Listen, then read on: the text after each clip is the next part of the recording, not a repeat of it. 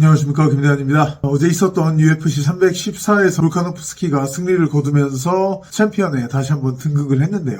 로페스도 너무 멋지게 싸웠죠. 양 선수의 경기를 리뷰해 보겠습니다. 볼카는 원래 스타일대로 뒷중심을 놓고 신중하게 시작을 해서 왼발을 왼손처럼 잽처럼 써주는 거죠. 왼발을 툭툭 차주면서 왼손 잽보다 더 거리를 길게 쓸 수가 있기 때문에 볼카처럼 이렇게 테크니컬한 선수들이 왼손만큼이나 왼발을 잘 쓰는 경우가 많은데요. 볼카노프스키의 원래 스타일대로 왼발부터 시작해주면서 잽 섞어주고 케이지를 넓게 쓰고 페이크 모션 많이 섞어주고 뒷중심을 놓고 주로 싸우다가 들어갈 때만 가끔씩 앞중심으로 과감히 전환해서 싸우는 볼카 특유의 그 패턴을 보여줬고요. 로페스가 들어오는 순간에 같이 중심 앞으로 딱 깔아주고 강타로 박는 패턴도 이번 경기에서 많이 선보였습니다. 반면에 로페스는 볼카보다 훨씬 크고 긴 선수였지만 볼카노프스키 같은 다양한 움직임은 눈에 띄지 않았죠. 이것도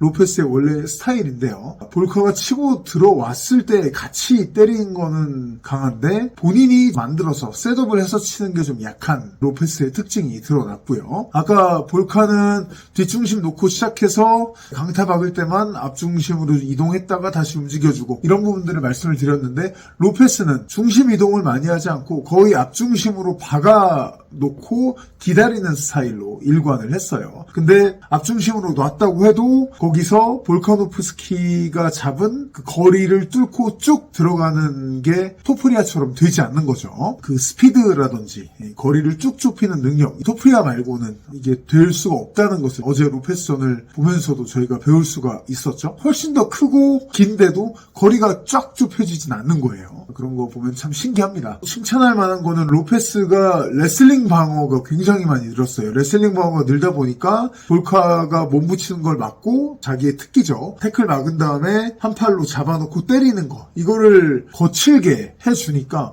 볼카노프스키가 레슬링을 활용하는 걸 상당히 부담스러워 했었습니다. 이번 경기를 앞두고 이 로페스가 미국의 레슬링 명문이죠. 오클라호마 주립대에 가서 레슬링 보강을 많이 했는데 지금 오클라호마 주립대의 코치가 데이비드 테일러라고 2020년 이 도쿄올림픽 금메달리스트입니다. 재미있는 것은 테일러가 펜실베이니아 주립대 출신으로 보니컬의 대학 선배예요. 선후배가 당시에 도쿄올림픽 국대 선발전에서 붙었었는데 그때 테일러가 보니컬을 이겼었어요. 선배가 후배의 올림픽 꿈을 좌절시킨 거죠. 그러면서 니컬은 완전히 레슬링을 접고 UFC로 오게 된 거고 테일러는 도쿄올림픽에서 금메달을 따고 현재 코치로 오클라호마 주립대에서 재직을 하고 있는데 디에고 로페스를 오래전부터 알아왔다고 그래요. 그래서 이번에도 가서 2주 훈련한 것뿐만 아니라 캠프 내내 레슬러들을 보내주는 등 도움을 주면서 로페스의 레슬링 보강을 도왔다고 하거든요. 확실히 그런 부분이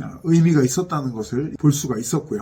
아까 말씀드렸던 디에고 로페스의 타격 스타일이 알렉사 그라소의 삼촌이죠. 이 프란시스코 그라소가 가르친 그 밑에 선수들이 이런 경우가 좀 많아요. 포켓 안에서 접근전에서 발붙이고 싸우면 굉장히 강합니다. 파워펀치를 잘 낼 수 있는데 근데 푸더크라든지 세밀한 세팅하려는 수싸움 이런 게 좀 약해요. 그러다 보니까 상대가 푸더크가 좋고 기술적으로 완성이 되어 있는 사람인 경우 막 치고받는 식으로 받아주지 않는 경우에 이렇게 끌려다니는 경우도 종종 나오거든요. 디에고 로페스도 그렇습니다만 알렉사 그라소도 그런 스타일이죠. 주먹이 여성 선수들 중에서 무거운 걸로 많이 알려져 있습니다만 근데 또 그라소가 상대가 움직였을 때 활발하게 잘 따라다니는 능력은 갖고 있지 못하거든요. 그러다 보니까 이 선수들은 그라소도 그렇고 이레네 알다나도 그렇고 디에고 로페스도 그렇고 앞으로 중심을 놓고 상대가 들어오기를 기다리는 장면들이 좀 나올 때가 있어요. 볼카는 여우처럼 그때 절대 안 들어가고 따라다니면서 로페스로 하여금 움직이게 유도를 해서 빈틈을 낸 다음에 잽 맞추고 그 다음에 또 빈틈이 보이면 큰 거 받고 이런 식으로 경기를 리드해서 나갔었습니다. 근데 돌아보면 사실 저는 볼카노프스키가 이런 식으로 경기를 해서 로페스가 볼카노프스키를 잡지 못할 거라고 생각했었거든요. 그리고 저는 테이크다운도 결국은 볼카노프스키가 시켜서 그라운드를 끌고 가서 로페스가 물론 주짓수가 굉장히 좋습니다만 하위 포지션에서 올라오는 기술들은 셧다운 시키면서 점수도 따고 이런 식으로 안정적으로 볼카가 갖고 갈 걸로 봤었거든요. 저는 조금 실력차가 있다고 봤었거든요. 근데 어제 아슬아슬한 장면들이 많이 나왔던 것은 역시 로페스가 너무 크고 길어요. 또 맷집이 너무 좋고 파워도 좋아요. 볼카는 제가 보기에 할 걸 제대로 너무 잘했는데도 불구하고 초인적인 힘으로 때우고 들어오다 보니까 아슬아슬한 장면들도 나왔는데 물론 기술이야 좋은 선수입니다만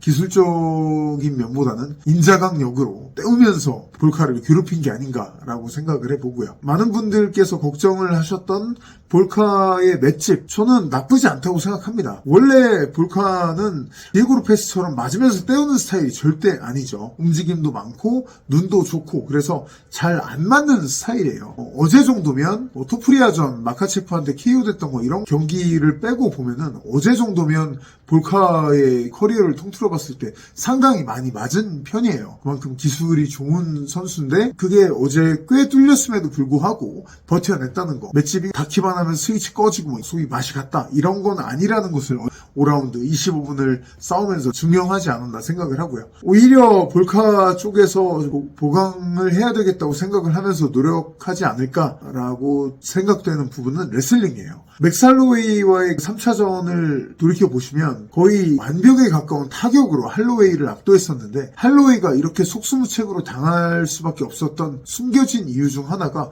타격으로 볼카가 압도하다가도 볼카노프스키가 클린치로 딱 붙었을 때 할로웨이가 아예 힘을 쓰지 못했거든요. 이러다 보니까 할로웨이가 들어가는 거를 부담스러워할 수밖에 없게 됐고 볼카는 거기서 더 여유있게 잽으로 쭉쭉 찔러주고 때릴 거 때리고 그러다 할로웨이가 깊게 들어온다 싶을 때는 잡아서 레슬링으로 테이크다운 위협을 주고 이게 굉장히 컸는데 이번 로페스전에서는 이게 통하지 않았어요. 그러다 보니까 볼카가 때리더라도 계속 뒷걸음질 치면서 약간 도망가는 듯한 그림도 꽤 나왔었거든요. 프리뷰 영상 때 말씀드렸습니다만 볼카는 원래 타격가가 아니라 레슬링과 그래플링 상대를 테이크다운 시켜서 압박하던지 아니면 케이지에 몰아놓고 잡아놓던지 이 게임으로 초창기에 재미를 보다가 타격을 입힌 선수인데 이번에 생각보다는 그 영역이 상대에게 잘 먹히지가 않았기 때문에 이 부분을 좀 더 보강하기 위해서 팀으로 돌아가서 땀을 흘리지 않을까라는 게 제 생각이에요. 다음 상대가 누구든 간에 야이르 로드리게스가 다음 상대가 된다면 1차전에서 그랬던 것처럼